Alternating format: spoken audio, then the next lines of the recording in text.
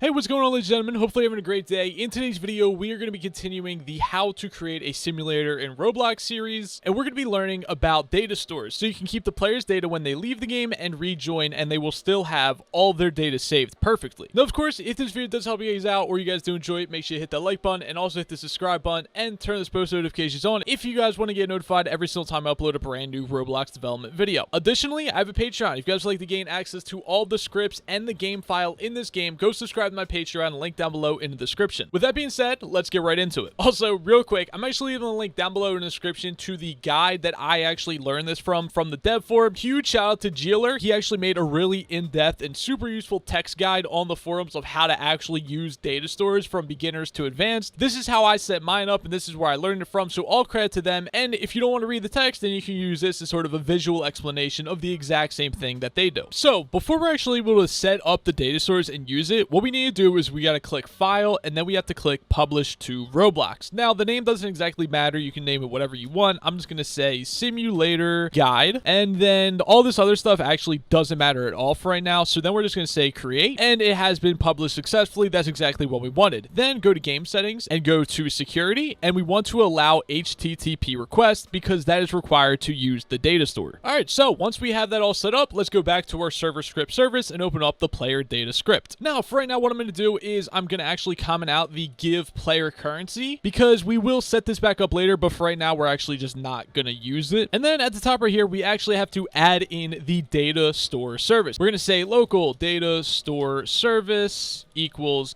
game get service data store service right there. And then we are going to say local data store.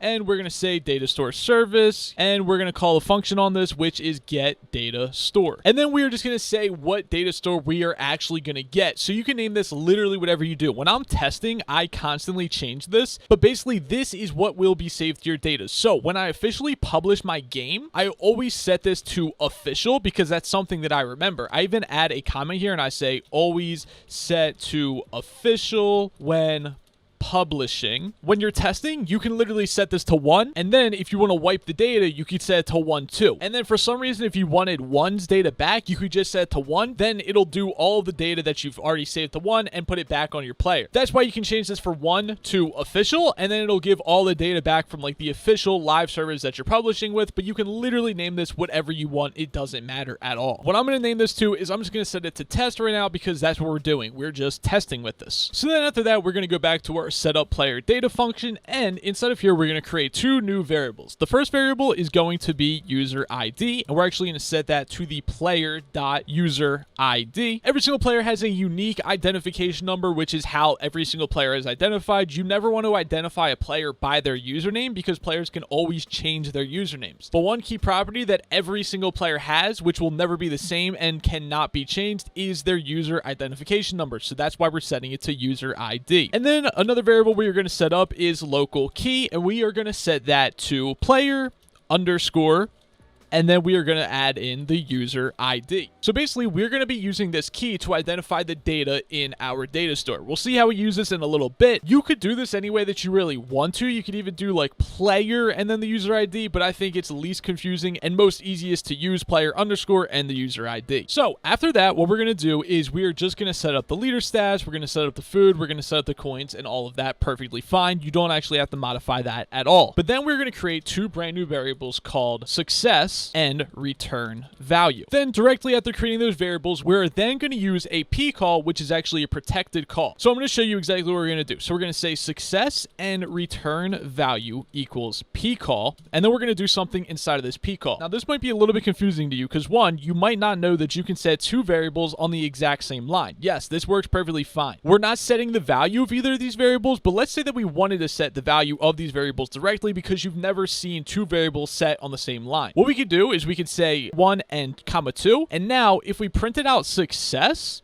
and then we also printed out return value, what these would print out is this would actually print out 2, and this would print out 1. So you can literally set 2 variables on the exact same line without any issue, and that's exactly what we're doing right here. We're actually setting the values of these variables to whatever pcall is. So pcall will return 2 things, and those things will be set in order to our variables. So I'll show you exactly what I mean in a second, and let's go ahead and delete these. And of course, we do not want to set these values. I was just doing that to show you how it actually works. Now, using a P call might be a little bit confusing for you as well, so I'm going to try and explain that a little bit. What we're going to want to do is we are going to want to say data store dot, and we're going to be calling a function. And the function that we're going to be calling is get async. Then we're going to pass it through some arguments. So the get async function actually requires 2 arguments. So we're going to actually be passing 2 arguments to the get async function. The arguments that we're going to be passing through is the data store, and then we are also going to be passing through the key. Now remember, we set the key right here is player and their user ID, and the data store is this data store right here. So if we look at the Roblox documentation, the API docs, we can see that the method getAsync, and we can see what it actually returns. And it returns a tuple. If you're unfamiliar with what a tuple actually means, a tuple basically just means that it accepts multiple arguments. So a tuple is basically just multiple arguments in one, and that's exactly why we are able to set success and return value to just one simple function. Now, after this, we're going to say if success, then, and we're going to do something. So if this succeeds, if this actually gets the data, then we want to do something. And then after that, we want to say if the return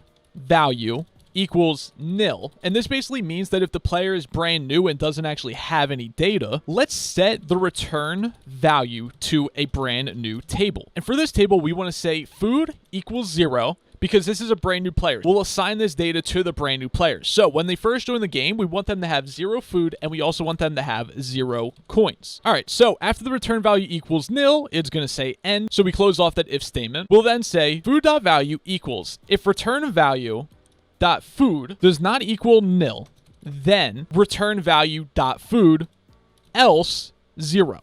So what this is saying is we are going to set the food value of the player, and we're going to check if the return.food does not equal nil. So the reason that we're doing this is because maybe we want to add in a brand new currency to the player, which hasn't been saved in the data store before. That could equal nil. And if that does equal nil, then it'll throw an error and sort of break the script. So one, we're going to want to check if it does not equal nil. And if it doesn't equal nil, then we're going to want to set it to whatever we saved the player already. We want to set it to their data. And if it does equal nil, then we just want to set it to the default value, which is 0. And then we're going to do the exact same thing for coins. So we can literally copy and paste this, and we're going to do it just for coins. We're going to say return value dot coins, and then we will say return value dot coins else 0. Perfect. All right, so that's pretty good. We pretty much are almost finished with this part. Also, for a little bit more context and understanding, what we can actually do is we can print out the return value, and that'll give us a table so that we can see all of the data of the player or whatever data that has been generated from the return value, which could be a couple of different things, but this will give us really good insight so we can work with this and we can debug it if we run into any issues or anything else like that. Inside of the if success, we're actually going to say else, and then I'm actually going to kick the player from the game. So if it does not succeed, then we are going to kick the player, and we're just going to say there was an error loading your data. Roblox's data store might be down. Try again later, or contact us through our group. There's a few different ways to handle this, but basically sometimes Roblox's data stores can go down. And if a player does join your game, one, they might be really afraid because they lost all their data and they don't have any of the coins or anything that they worked for anymore. So we're going to kick them until the error is no longer existing, and then they can rejoin at a later time. There is a couple of other ways that we could handle this. We don't have to necessarily kick the player, but this is, in my opinion, the best way to do it. Maybe other people have better ways to do it, but this is the way that I'm going to go with. And the only reason that the data store should not succeed is literally if the Roblox data store is down. Otherwise, you probably did something wrong and you need to fix something on your end. And then we also want to print to the console, and we want to say player.name space data loading error. So then we will know if there has been an error when the data has loaded, and we can check that out later. Okay, so once we've done that, we now want to create a brand new function directly under this, and we can literally just call this save, and then we also want the player. Now inside of here, we're going to use some of the exact same variables. So we want the user ID and key, so we can copy that from above and paste it directly right here. Now we are going to create a few variables with the player's data. So we're going to say local food equals player.leaderstats.food.value, and then we're going to do the exact same thing for coins. So coins and coins, and then below the data we will make a brand new table, and we're just going to call it data table. We're going to set that equal to a table, and inside of this table we are going to say food equals food, comma, and then we'll say coins equals coins. So what this is doing is it is making a brand new table, and we're going to say food is equal to the value of food. So if we have like 5 food, this will say food is equal to 5, and then we're going to save this data table into the data store. So remember up here where we call the return value, this will basically get the data table that we're saving for that player. It'll basically return the exact same thing. Look how I make this data table up here named return value. It is food with a capital F equals 0 and coins with a capital C equals 0. And then when I actually try to get the value of it, we are doing the exact same thing. We're saying return value dot food, which is the exact same thing that we're doing right here, and we're saying return value dot coins. So that's exactly sort of how this whole table works and how we're using it, now how we're getting it, and how we're saving it. And then under this, we could actually even say print. We could say print data table, so we can see exactly what's being saved. Like it should say food equals 0 or food equals 5, depending on how much food the player has. And then once again, we're going to say local success and return value. We're going to do the same thing we did up here, just down here, with a little different function. So we're going to say success, comma, return value equals, and we're going to do another p call. Inside of the p call, we are going to say DataStore dot update async. So this time we're calling the update async function. We will pass through the data store. We're going to pass through the key, and we will also pass through a brand new function. And the function that we're going to pass through is return data table. And then we will say if success, then print data saved, and then we'll say else print data saving error. Okay, so what we're doing here is we're declaring 2 brand new variables without setting any values. Then we're going to set the values of both these variables to whatever is returned from the p call. Inside the p call, we are calling update async. We're passing through the data store argument, the key that we're using, which is the key right here, so the player underscore user ID, which is their unique key. And then we are also passing through a function which returns the data table. So we're basically passing through this data table right here, as well as all these other things. So we can actually see what update async does by looking at Roblox's documentation. So the explanation on the documentation might be a little confusing, and I don't blame you. Even to myself reading this, it's a little bit confusing. It says this function retrieves the value and metadata of a key from the data store and updates it with the new value determined by the callback function specified through the second parameter. That's a lot, I know. But it then says if the update succeeds, a new version of the value will be created and prior versions will remain accessible through, and then it gives us 2 different functions. Now, this is exactly what we want, and this is really good. There's another way to do this and sort of save the data, and that is by using set async. The reason that it's safer to use the update async is because it doesn't actually delete the previous version of the data. So if you did want to, you could actually roll back players' data to before, but if you did set async, it doesn't actually save the multiple versions of the player data, which is why you always want to use update async. There might be some scenarios where you do want to use set async, but for the purpose of this tutorial and this guide, I would highly recommend sticking with update async. Okay, so we just went over a lot. Let's go ahead and start our game and see what happens. Okay, so I found my issue. So after we've done that, we got the set of player data, we got the save. We should be able to start this, and it should work perfectly fine. But we can see, at least for me, when I start this up, we get the kick error, and then that is a big issue. Now, I was trying to understand why this was actually happening, and I figured this out by printing the return value from the get async. And the return value actually prints out 502 API services reject a request with error code 7, reason studio access to APIs is not allowed. And then I figured, well, we actually forgot something, although I don't know if they changed this recently, but you have to go back to game settings. Under security, you want to enable studio access to API services, and I should have read this. It's so simple. This enables studio access to game services such as DataStore. I thought you needed HTTP requests enabled. Maybe you don't, but I still do that anyway.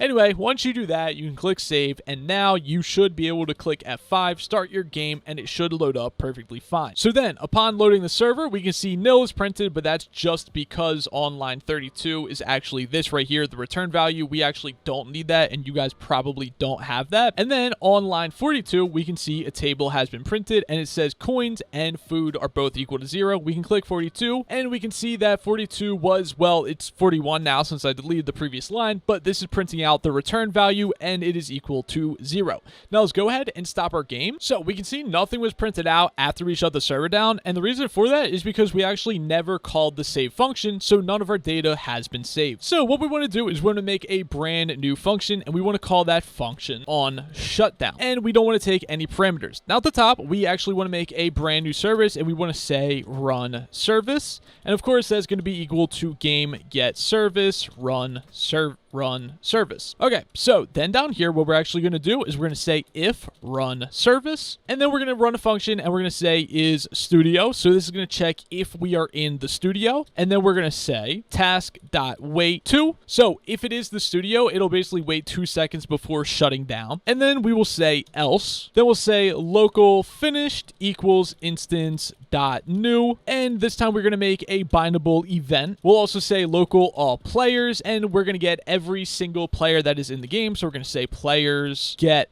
players, and then we're going to say local left players equals hashtag all player, and we actually want to rename this variable to all players because that makes a lot more sense. So the hashtag right here basically gets the amount of values that are in a table. Get players is actually going to return a table of every single player in the game, so that's what all players will equal to. And then we're going to use hashtag to identify how many players are actually in the game, and we're going to set that value to left players. So then what we're going to do is we're going to loop through that list. So we're going to say for underscore, because we're not using the index, we're going to say player in I pairs, and we're going to say all players. Then we're going to do something. So what we're going to do is we're going to coroutine.wrap, and we're going to create a brand new function. Now you might not be too familiar with coroutine, but don't worry, I'm probably not even pronouncing that right. Just keep going along following this tutorial. We are then going to call the save function on the player. We'll also subtract 1 from the left players, which will basically mean that we have saved one of the players, so we can remove 1 from there. And then we're actually going to check if left players equals to 0 so that we know that we don't have any players left to save. And we're going to say, so if left players equals 0, and that means if we've saved all players, then finished, and we will fire that. And the last thing that we want to do is we just want to add these little parentheses right here. And then outside of the for loop, what we're going to do is we're going to say finish.event : wait. Okay, so now what is this going to do? When the game is shutting down, we are going to call this function. It's going to check if we are in the studio, and if we're in the studio, then it's just going to wait 2 seconds. If we're not in the studio, then we're likely in an active game where all players are playing like normal. We're going to create a brand new variable, and we're going to set that to an instance, which is going to be a bindable event instance. Then we're going to create a brand new variable, and we're going to name that all players, and that's going to be equal to a table of every single player in the game. Then we're going to create left players, and we're going to set that to the number of players that are in the game by getting the amount of values that are in a table, which is why we use the hashtag of all players. Then we're going to loop through all players, and one by one, we're going to be going through each player. We're going to be using a coroutine.wrap, and we're going to create a function inside of it. Now, inside of this, we're going to be saving for each player, so we're going to call the save function for every single player in our game. Once the player has saved, we're going to then subtract 1 from left players, meaning we've saved for 1 player. So if we have 10 players and we save for 1, then it's going to go down to 9. And then once we save for another player, it'll go down to 8, 7, 6, 5, and every single time we save for a player, we'll subtract 1 from left players. And then every single time we subtract, we're going to check if there's any players left to save the data for. And if there's not, then it'll be equal to 0. So if no more players need their data saved, then it's going to actually call the finish variable, and we're going to run a function on it called fire. So then we're going to fire this. So what this does down here is it basically waits for fire to happen. So this will prevent the server from shutting down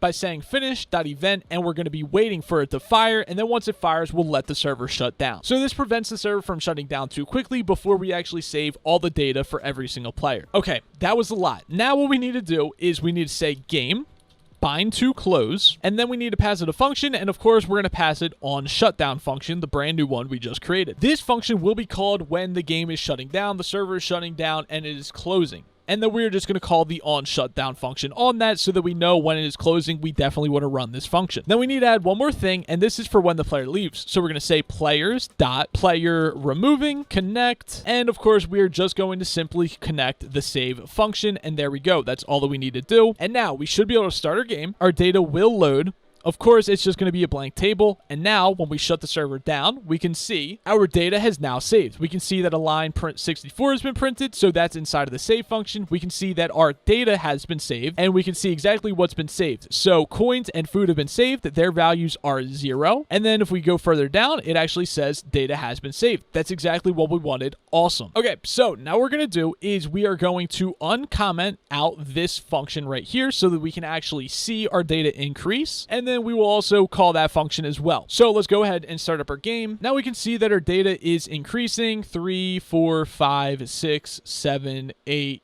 9, and 10. Then let's shut the game down. And then we can see what our data was saved as. So we can see coins has now been saved as 10 and food has now been saved as 10. And then let's also comment out the function once again so that our data does not increase this time. Let's go ahead and start up our game. And as we load into our game, we can see we actually kept the data. That's exactly what we wanted. This is perfect. We can even view the table right here. So we can see that the table was found and the values of the table, our coins were 10 and our food was 10. That is exactly how we wanted. This is really good. We're almost completely done. Let's go back down to the bottom of our script, and this time we're going to make a while loop. We're going to say while true do, and inside of here we're going to say task.wait 600. So this is going to wait 600 seconds, which is equivalent to 10 minutes. And every single 10 minutes, what we want to do is we want to actually loop through all the players in the server. So we're going to say for_player in I pairs. We're going to say players, and then we're going to call get players. And then for every single player, we are going to once again quarantine.wrap, and we are going to wrap just save. And then we also want to feed the player through it as well. So what this is going to do is every 600 seconds, it will save the player's data. Before we did this, the only time that the data was actually being saved is when the player was leaving or the game was closing. Now, what happens if your game crashes? Well, the player loses all the data that they got during that session because they didn't leave and the game didn't shut down properly. So they just lose all that data. But if we save it every 10 minutes, this basically guarantees that a player should only lose about 10 minutes worth of gameplay, which could be a lot, of course. But realistically, this is the safest way to do it. You will also want to save your data at other points, like when a player buys a brand new item for Robux. That's definitely a nice time to save your data, which we will incorporate into the future down the line. But you also don't want to save your data too often, where if you're making a simulator game and you're getting a currency every single time you click, you don't want to save to the database every single time the player clicks, because that will obviously be calling the database way too much, and that's not what you want to do at all. So we're just going to call this every 10 minutes, and that should be perfectly fine. Now let's actually put this down to 5 so that we can see this in action, and then let's start our game. So we can see that our data was loaded, and then after a couple of seconds, we can see that our data has been saved. And then of course, if we wait a little bit longer, well, actually we now have an error, and it says DataStore request was added to queue. If request fills, further requests will be dropped. Try sending fewer requests.key, and then it says the key that we're calling it with. So what this means is that basically we're calling the DataStore way too often. And basically if we call it too much and the request queue fills, then it'll actually drop some of the requests, which is not good. And that could actually result in players losing some of their data. So this is why you don't want to call it too often, because if you do, you will cause some data loss. So that's why we want to call this only every 10 minutes, or really only when it's actually necessary, and 10 minutes is completely fine. So it actually took a lot longer to end my game. And the reason for that is because of the queue that we had. It actually shut down by saying not running script because past shutdown deadline. And that's actually really sort of bad. And that means that we definitely would have lost data there, or at least experienced some sort of issues, because the queue seems to be beyond filled at that point. So let's make sure we set this back to 600 so that we only call that every 10 minutes. All right, so now we want to sort of do a similar thing that we did with that while loop. It's a little bit different, but basically what we want to do is we want to loop through all of the players which are on the server. Honestly, rather than writing again, we can literally just copy and paste this. So what we're going to do is we're going to loop through all the players that are on the server currently. And instead of saving, we're going to load it this time. So we're going to say, we're going to call the function set up player data, and we're going to pass through the player argument. And the reason we want to do this is because we want to load all the players' data, which is on the server currently, as soon as the server starts up. So as soon as this game starts up, this script will be loaded and this will be called. Okay, we're almost done. Don't worry. Let's go back to the top. We want to make a brand new function. Let's call this function wait for request budget, and the parameter is going to be called request type. So then let's make a variable called current budget, and we're going to equal that to DataStore service, and we're going to call a long function. We're going to say get request budget for request type, and we're going to pass through the request type. So looking at the API docs, we can just see the description of this function. This function returns the number of DataStore requests that the current place can make based on the given DataStore request type. Any requests made that exceed this budget are subject to throttling. Monitoring and adjusting the frequency of DataStore requests using this function is recommended. So basically, we don't want to call the DataStore too much, or it will result in throttling, which we could see happening to us before when we were calling it way too often. So that's why we're using this function. So then we're going to say while current while current budget is less than 1, do. And what we're going to do is we're going to say current budget equals, and then we're just going to call it again. We're basically going to keep checking until it's greater than 0. So we're going to keep setting the variable, and then what we're going to do is we're going to say task.wait, and we're going to wait 5 seconds. So when we call this variable, we're going to get the current budget, and it's going to set that to the value. If the value is actually less than 0, we're going to set the value once again the exact same way, and then we're going to wait 5 seconds. And then, of course, if current budget is greater than 0, it will break this loop, and it'll continue to do whatever we need it to do. So let's go ahead and copy that function name, and then we want to actually go down to setup player data. Underneath where we initialize the success and return value variables, we're going to say repeat until, and then let's actually copy this and put it inside of that loop. Above that, we are going to say wait